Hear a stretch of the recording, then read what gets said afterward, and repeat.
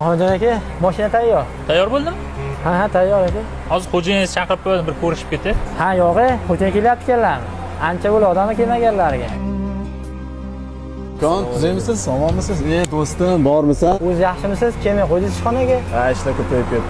Ana aytgan nima qurilyapti? Ha, mo'yka quryapti ekan. Iye. Qanday meni mo'ykamni oldiga mo'yka quradi? Men nonimni yarimta qilib. Mendan bir og'iz so'ragan yo'q. Ekskavator olib kelib tekizlab tashlayman qurgan binosiga qo'shib. Meni kimligimni bilmaydi shekilli, ha? Aka, nima his qilasiz? Karvon ko'p rizqi bo'ladi deyilgan-ku. Ha, to'g'ri gap.